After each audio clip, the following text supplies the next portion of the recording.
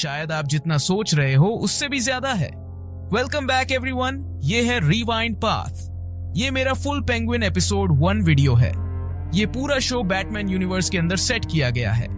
Robert Pattinson का Batman और Matt Reeves की मूवीज। टाइटल आफ्टर आवर्स से शुरुआत करते हैं, जो एक रेफरेंस है पेंगुइन के अल्बर्टो फैल्कन को आइसबर्ग लाउंज में आफ्टर आवर्स मारने पर। यह आफ्टर आवर्स है क्योंकि बेसिकली रिडलर ने जो किया था उसकी वजह से सब कुछ बंद हो गया है। सिटी के डैम्स को डिस्ट्रॉय करना और पूरी सिटी को फ्लड कर देना। ये सीरीज बेसिकली स्कारफेस की तरह पेंगुइन की राइज टू पावर को दिखाने के लिए है, जिसमें कॉमिक बुक पेंगुइन का सोप्रानोस मीट्स बैटमैन वर्जन दिखाया गया है। मुझे पता है कि बहुत से लोग ये पूछेंगे कि बैटमैन सीरीज के इवेंट्स के दौरान क्या कर रहा है। हमें बैकग्राउंड में उसके कुछ और ईस्टर एग्स भी मिलेंगे, जैसे कि एपिसोड की शुरुआत में सीधे उसे मेंशन भी किया गया है ताकि आपको टाइमलाइन समझने में आसानी हो। Opening scene Batman theme music के साथ शुरू होती है, जो फर्स्ट मूवी से है, क्योंकि literally opening scene first movie के एंड से लिया गया है। क्लीन अप प्रोसेस के दौरान आपको कुछ नई पर्सपेक्टिव्स दिखाए गए हैं, लेकिन ये सब उस एंडिंग सीन से ही हैं, जहां फीमा आकर गवर्नमेंट और पुलिस को रेस्क्यू करने की कोशिश कर रही है। पेंगुइन का बाहर देखना और कारमाइन फैल्कोन का ऑफिस भी बैटमैन मूवी के एंड से लिया गया है। फिर ये न्यूज ब्रॉडकास्ट शुरू होती है, जो हाल ही में हुई सारी चीजों के बारे में बात करती है। बेसिकली बैटमैन मूवी का रिकैप है। हर कोई अब भी कारमाइन फैल्कोन की डेथ से काफी सरप्राइज लग रहा है। अब एक पावर वैक्यूम है और सब लोग सोच रहे हैं कि आगे क्या होगा।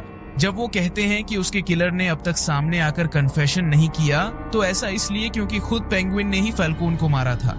आयरनी की बात यह है कि उसने फैल्कोन के बेटे और उसके सक्सेसर को भी मारा। बेला रियल को भी कुछ बार मेंशन किया जाता है। याद है, वो मेयर के लिए दौड़ रही थी। मैट रीव्स ने रिवील किया है कि द बैटमैन 2 के इवेंट्स तक वो मेयर बन चुकी होगी। तो जब एपिसोड में वो कुछ काउंसिल मेंबर्स को ब्लैकमेल करना शुरू करता है जो कारमाइन फैल्कोन के डेट में हैं, तो वो बेसिकली उनकी एडमिनिस्ट्रेशन के अंदर के लोगों को कंट्रोल करने की कोशिश कर रहा है। न्यूज में बताते हैं कि सिटी के वेल्थियर पार्ट्स रिडलर के अटैक से अनअफेक्टेड रहे हैं। सबसे गरीब इलाके ज्यादा बर्बाद हुए हैं और सीरीज का ज्यादातर हिस्सा वहीं पर होता है, जैसे गॉथम के डर्टियर पार्ट्स में। न्यूज स्टिकर पर दिखाए गए एक टाउन्स में से एक ओटिसबर्ग था, जो गॉथम के कॉमिक्स में एक नेबरहुड है। ये एक फनी कॉलबैक भी है क्रिस्टोफर रीव की सुपरमैन मूवी से, जहां ओटिस ने लेक्स लूथर के प्लान के बाद एक टाउन को अपने नाम से जोड़ने की कोशिश की थी। न्यूज में सिटी के ड्रग प्रॉब्लम का भी जिक्र किया जाता है। उन्होंने काफी सारे ड्रॉप्स दिखाए, जो एपिसोड में एक बड़ा प्लॉट लाइन बन जाता है, क्योंकि ये फैल्कन्स की ऑपरेशन का हिस्सा था और पहले मोरोनी ऑपरेशन का हिस्सा था। मैं ये भी एक्सप्लेन करूंगा क्योंकि ये इस बात से जुड़ा है कि कैसे सैल मरोनी ब्लैकी पेनिटेंशियरी में कॉमिक्स में पहुंचा। एपिसोड में काफी सारा बैक स्टैबिंग और डबल क्रॉसिंग भी चल रहा है, क्योंकि हम यहाँ बैटमैन कॉमिक्स के बड़े मॉब फैमिलीज की बात कर रहे हैं। ये बिल्कुल गेम ऑफ थ्रोन्स की तरह है मॉब्स के साथ। एपिसोड के दौरान आप नोटिस करेंगे कि उन्होंने प्रेजेंट डे में मार्क स्ट्रॉन्ग को कारमाइन फैल्कोन के रूप में रिकास्ट किया है। वो अब भी फर्स्ट बैटमैन मूवी के इवेंट्स के बाद मरा हुआ है, लेकिन शायद हमें कुछ फ्लैशबैक्स में उसका कैरेक्टर देखने को मिल सकता है। मैट रीव्स ने रिवील किया कि उन्होंने जॉन टर्टूरो की जगह मार्क स्ट्रॉन्ग को इसलिए लिया क्योंकि जॉन टर्टूरो सीरीज के लिए अनअवेलेबल थे। मार्क स्ट्रॉन्ग पहले से ही जॉन टर्टूरो से थोड़ा यंगर दिखते हैं, तो उन्हें डीएज करना स्पेशल इफेक्ट्स के बिना भी थोड़ा इजियर हो जाता है। कई लोगों को याद होगा कि मार्क स्ट्रॉन्ग पहले भी डीसी कैरेक्टर्स निभा चुके हैं। वो सबसे ज्यादा जाने जाते हैं सिनेस्ट्रो के रूप में रायन रेनॉल्ड्स की ग्रीन लैंटर्न मूवी में। हालांकि हम जब भी ग्रीन लैंटर्न मूवी की बात करते हैं तो हम उसकी ज्यादातर चीजों का मजाक उड़ाते हैं, या रायन रेनॉल्ड्स खुद उसका मजाक बनाते हैं। उस मूवी में हर चीज का मजाक बनाने के बावजूद रायन रेनॉल्ड्स ने बाकी एक्टर्स की परफॉर्मेंस को कम नहीं आंका, जैसे मार्क स्ट्रॉन्ग का सिनेस्ट्रो रोल, जो कि काफी सही था मूवी की बाकी क्रेजी चीजों को देखते हुए। एक और बड़ा कोइंसिडेंस ये है कि HBO की ग्रीन लैंटर्न सीरीज भी आने वाली है, जो अगले कुछ सालों में होगी।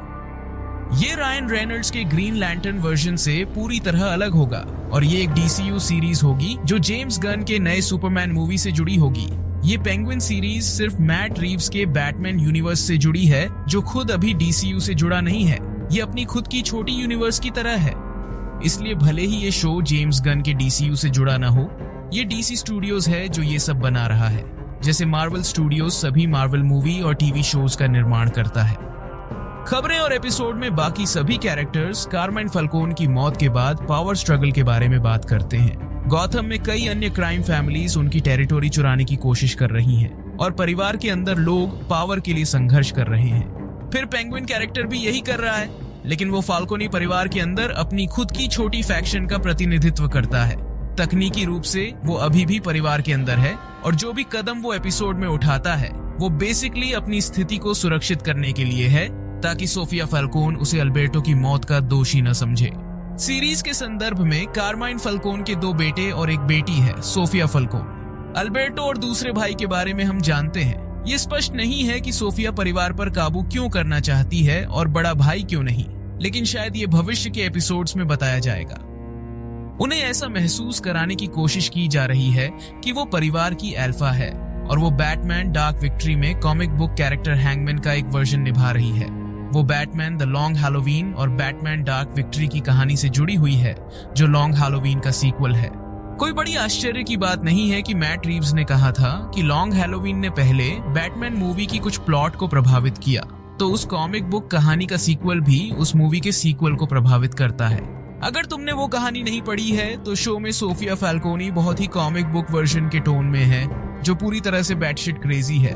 पेंगुइन एपिसोड की शुरुआत अपने पर्पल मजराटी और पर्पल फर पेंगुइन के साथ आइसबर्ग लाउंज के मलबे की तरफ जा रहा है। देखो, वो वैसा ही वॉडल्स करता है जैसे कॉमिक्स में और उसके पास उसका ट्रेडमार्क अम्ब्रेला है, लेकिन बारिश होने के कारण वो इसे बहुत वास्तविक तरीके से दिखाते हैं। ये इस बात की कहानी है कि कैसे वो कॉमिक बुक पेंगुइन बनता है। तो वो इस तरह से शुरू नहीं होता। उन्होंने मैट रीव्स के बैटमैन यूनिवर्स में उसका नाम भी बदल दिया है। उसका नाम ऑसवर्ड कॉबलपॉट नहीं है, बल्कि ये वास्तव में ऑजकॉब है। ये उसकी असली नाम है ऑजकॉब, क्योंकि उसे और वास्तविक बनाना है। कॉमिक्स में पेंगुइन पैसे से आया था, इस वर्जन का पेंगुइन पैसे से नहीं आया। वो कारमाइन के सेफ में घुसकर उन लोगों की फाइल चुरा लेता है जिनके पास बहुत शक्ति है।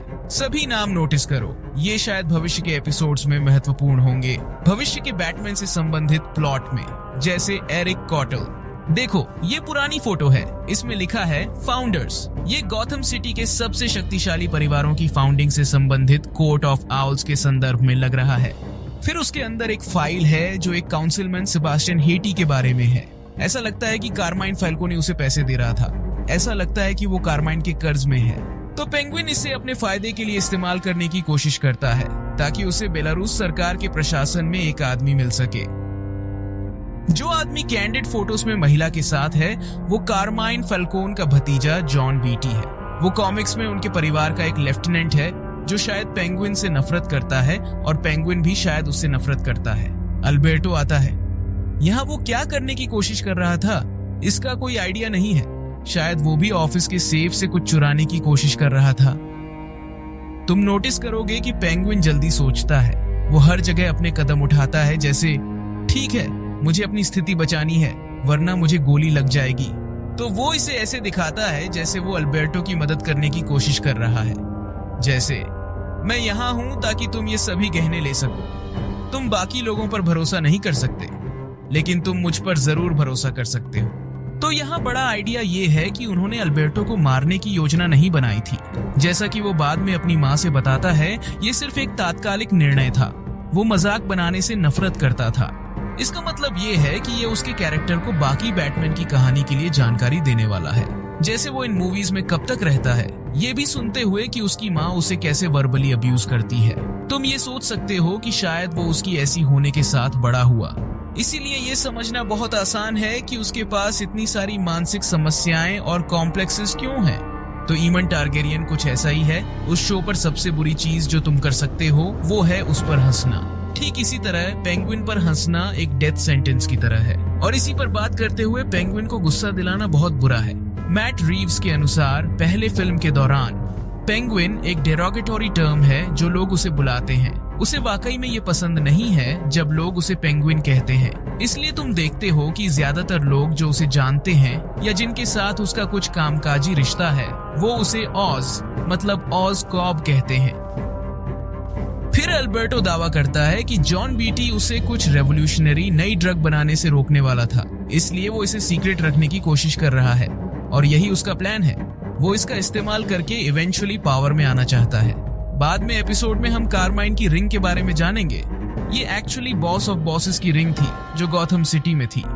इसे उसने सैल्वाटोरे मरोनी से लिया था जब उसने उसे डबल क्रॉस किया और ब्लैक गेट पेनिटेंशियरी में डाल दिया था। गॉथम सिटी के इतिहास में सैल्वाटोरे मरोनी और कारमाइन फाल्कोने अलग अलग मॉब्स के साथ मिलकर ड्रॉप्स ड्रग को शहर में फैलाने का काम कर रहे थे। फिर कारमाइने ने सैल्वाटोरे के टेरिटरी को लेना चाहा, उसकी ड्रॉप्स बिजनेस। उसने बेसिकली उसे फेड्स को बेच दिया, उसे गिरफ्तार करवाया, ब्लैक गेट में डलवाया और फिर उसकी टेरिटरी ले ली। इसीलिए सैल्वाटोरे मरोनी इतना बदला लेना चाहता है। क्लैंसी ब्राउन इस भूमिका को निभा रहे हैं, जिन्होंने पहले डीसी के कई कैरेक्टर्स निभाए हैं। ज्यादातर लोग उन्हें लेक्स लूथर के रूप में याद करते हैं। फैल्कन्स के अलावा मरोनी सबसे शक्तिशाली क्राइम फैमिली माने जाते हैं, इसलिए पेंगुइन इन दोनों फैमिलीज को एक दूसरे के खिलाफ खेलने की कोशिश करता है। जब पेंगुइन रेक्स कैलाब्रीज के बारे में अपनी बड़ी स्पीच देता है, जो एक पुराने मॉब बॉस हैं जिसे उसने बड़ा होकर जाना है, वो एक्चुअली कॉमिक्स से है। ये उसकी पूरी स्कारफेस मिशन की तरह है कि वो एक ऐसा इंसान बनना चाहता है जिसे लोग सम्मान दें। फिर अल्बर्टो वही गलत काम करता है जो इस पल में नहीं करना चाहिए था, उस पर हंसता है और पेंगुइन उसे मार देता है। ये बहुत कॉमेडिक तरीके से दिखाया गया है। एफ बॉम्ब और इंट्रो टाइटल्स में बॉडी लेटर्स के अंदर देखेंगे क्या उनके पास हर एपिसोड के लिए ऐसे फनी इंट्रोज होंगे या ये सिर्फ एपिसोड 1 के लिए है। अब सबसे बड़ी समस्या ये है कि उसे बॉडी के साथ क्या करना है। मैट रीव्स के अनुसार अल्बर्टो को मारने का उसका कदम बेसिकली उसके हर काम को प्रभावित करता है। ये उसे बाकी एपिसोड्स में परेशान करता रहेगा।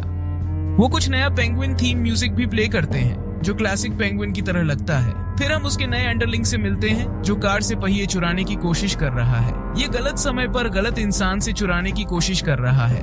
तुम्हें शायद वो एक्टर पहचान में आएगा। ये रेंजी पुलिस है जो रनअवेज से है।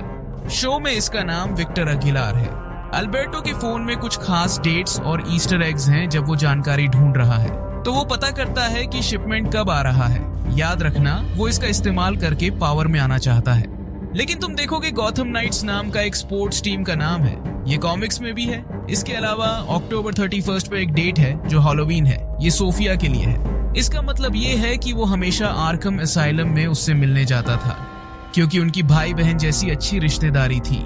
हैलोवीन पर डेट होने से सोफिया फल्कोन का संदर्भ है द लॉन्ग हैलोवीन और Batman dark victory comic book stories से। वे धीरे धीरे एक दूसरे के करीब आने लगते हैं और पेंगुइन अपने बैक स्टोरी के बारे में थोड़ा बात करना शुरू करता है। वो बताता है कि उसके भाई थे, उसका एक पिता था। हम बाद में एपिसोड में उनकी तस्वीरें देखते हैं।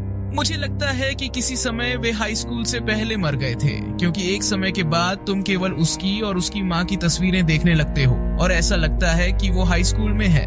जब वो उसे एक महिला के पास ले जाता है तो उसका नाम शो में ईव कार्लो है, जो बेसिल कार्लो का एक स्लाई विंक लगता है। वो ओरिजिनल क्लेफेस हैं क्लासिक कॉमिक्स से। वो मेटा ह्यूमन नहीं था जैसे दूसरे क्लेफेस के वर्जन। उनका ओरिजिन स्टोरी नए बैटमैन और केप्ड क्रूसेडर टीवी सीरीज में किया गया था, जिसमें मैट रीव्स एक प्रोड्यूसर थे।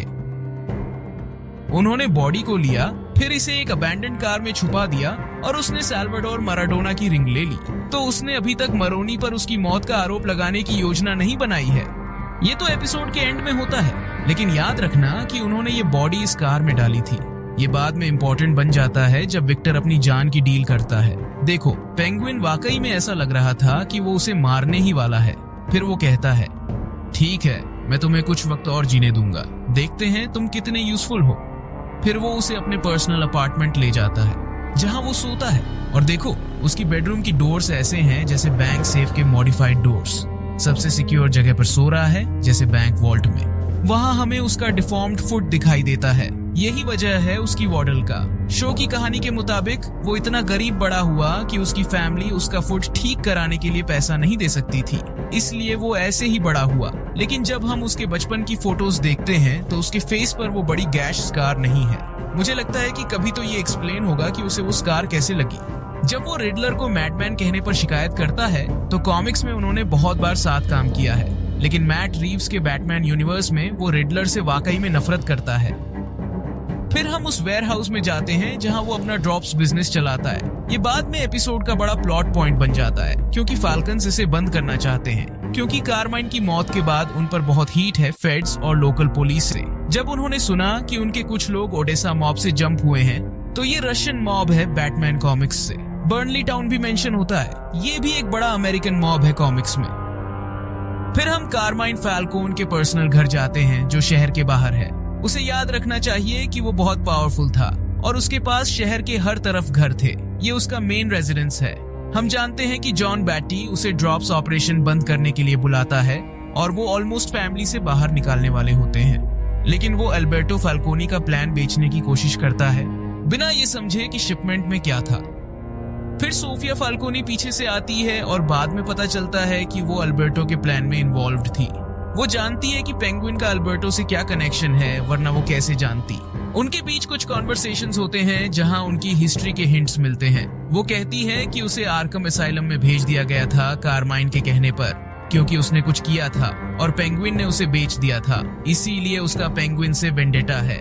लेकिन इस एपिसोड के शुरू में वो सिर्फ ये सस्पेक्ट करती है कि उसका अल्बर्टो के डिसअपीयरेंस से कोई कनेक्शन है। वो पूछती है, तुम कल कहाँ थे? तुम्हारी कार में ये बुलेट होल्स क्यों हैं? ये सब मिस्टीरियस है। उनके कैरेक्टर्स ऐसे पोजीशन किए गए हैं जैसे वो लव इंटरेस्ट्स हैं, लेकिन राइवल्स भी। पेंगुइन उससे इसलिए थोड़ा डर रहा है क्योंकि वो अनप्रेडिक्टेबल है। वो लिटरली अपने हैंगमैन नाम का जिक्र करती है जो डार्क विक्ट्री बैटमैन कॉमिक्स से है। और अपेरेंटली सोफिया को नहीं पता था कि अल्बर्टो एडिक्ट था। वो आर्कम में बहुत टाइम से थी और अल्बर्टो ने उसे ये छुपा के रखा था। फिर सबवे कार में उन्हें रिडलर के फॉलोअर्स से मिलता है। ये मूवी के बाद का समय है, तो रिडलर की अभी भी बहुत बड़ी फॉलोइंग है, चाहे उसे आर्कम में डाल दिया गया हो। उस रिडलर के फॉलोअर ने जो QR कोड दिखाया, उसे स्कैन करने पर रैट्स नाम की वेबसाइट खुलती है जहां और भी मैसेजेस और न्यूज आर्टिकल्स हैं। मुझे ये फनी लगा कि वो अपने कार की को व्हील के अंदर छुपा रहा है। सोचता है कोई इस कार को चुराने वाला नहीं होगा। डॉली पार्टन की 9 to 5 सॉन्ग भी एंड क्रेडिट्स में प्ले होती है। वो ऐसे लगता है कि वो अपनी माँ से रेगुलर बेसिस पर मिलता है क्योंकि वो उसकी देखभाल कर रहा है, और ऐसा लगता है कि वो वहाँ बहुत सारी कैश छुपा के रखता है इमरजेंसी के लिए। और अब तो ये वाकई में इमरजेंसी है, क्योंकि सोफिया फाल्कोनी को शक है कि उसने अल्बर्टो को मारा। वैसा लगता है कि उसकी माँ की खुशी की वास्तव में बहुत परवाह करता है, लेकिन माँ बहुत अब्यूसिव है। इतनी बुराई करती है कि सर्सी लैनिस्टर भी इससे बेहतर लगती है। फिर जब वो पुराना गाना टीवी पर देख रहा होता है, तब उसे अल्बर्टो की मौत का ब्लेम सैल्वाटोरे मरोनी पर डालने का आइडिया आता है। वो अपनी रिंग वापस देकर और अल्बर्टो का बॉडी डंप करके रिंग फिंगर काट कर फाल्कोनी के पास छोड़ देता है, ताकि उन्हें लगे कि ब्रोनीज बदला लेने आए हैं, क्योंकि मरोनी को जेल भेजा गया था। उसके बाद वो ब्लैक गेट जाता है मरोनी से मिलने, और दोनों के बीच की पुरानी कहानियां सुनने को मिलती हैं। लगता है इन दोनों का पास्ट अच्छा नहीं है। पेंगुइन का कुछ खुद भी जेल भेजने में हाथ था। जो भी पेंगुइन मरोनी के साथ मिलने की बात करता है, वो सिर्फ आधा सच है। वो दोनों फैमिलीज को एक दूसरे के खिलाफ खेल रहा है। जब वो मरोनी को रिंग देता है, तो देखो कैसे वो खुश हो जाता है जब वो रिंग निकालता है। मरोनी को शक होता है कि उसने कारमाइन को मारा होगा, क्योंकि और कैसे उसे वो रिंग मिली अगर वो डेड फिंगर से नहीं निकाली। जब वो अपने अपार्टमेंट वापस जाता है, तब ऑर्किड डायमंड्स का साइन देखने को मिलता है। बैटमैन कॉमिक्स में ब्लैक ऑर्किड कैरेक्टर है, पर पता नहीं ये स्पेसिफिक रेफरेंस है या नहीं। सोफिया के लोग उसे चेस करते हैं और पकड़ लेते हैं। कुछ फनी मोमेंट्स होते हैं, जैसे वो अपनी ट्रंक में छिपने की कोशिश करता है, जो थोड़ा काम करने वाला होता है। वो एक बंदे को एयर फ्रेशनर से चाकू मार देता है, और जब वो स्कूल बस के नीचे आता है तो बच्चे उसे देखते हैं। सोफिया फिर आर्कम के गार्ड्स की कहानी सुनाती है, जो उसे डेली स्ट्रिप करते थे जब वो बैट सूट पहने होती है। कॉलिन फेरेल ने कहा था कि जब इस सीन को शूट किया गया, तब उन्होंने उसके लिए एक फैट सूट और एक पेंगुइन शेप्ड प्रोस्थेटिक डॉग बनाया था। सोफिया ये भी बताती है कि अल्बर्टो से उसकी दोस्ती क्यों थी, क्योंकि वो उससे बार बार मिलता था, और वो उस किड को मार देती है जो पेंगुइन के खिलाफ इन्फॉर्म करता है, सिर्फ इसलिए ताकि पेंगुइन का दिमाग खराब हो जाए। पूरा प्लान ये है कि उसने विक्टर के साथ कंटिंजेंसी प्लान बनाया था, ताकि मरोनी को अल्बर्टो की मौत का ब्लेम दे सके। इसीलिए वो फोन करने की कोशिश कर रहा था, ताकि बताए कि अब टाइम आ गया है। ये प्लान अच्छा काम करता है, क्योंकि सोफिया परेशान हो जाती है, पर अब उसे पेंगुइन पर शक नहीं होता। फिर वो सुसाइड स्लशीज लेते हैं, जो पेंगुइन ने विक्टर को पहले बताया था। विक्टर थोड़ा स्क्वीमिश होता है बॉडी काटने में, इसीलिए पूरी बॉडी ट्रंक में होती है जब वो क्रैश करता है। मुझे एपिसोड का वाइब बहुत पसंद आया। देखना है अगले एपिसोड्स में क्या होता है और बैटमैन की कहानियों से क्या कुछ और इंक्लूड होता है। पर जो भी हो, मैं इन सीरीज पर एपिसोड वीडियोस बना रहा हूँ। अगर आप चैनल पर नए हैं तो सभी एपिसोड्स के लिए सब्सक्राइब करना ना भूलें। अगले वीडियो में मिलते हैं। Thanks for watching.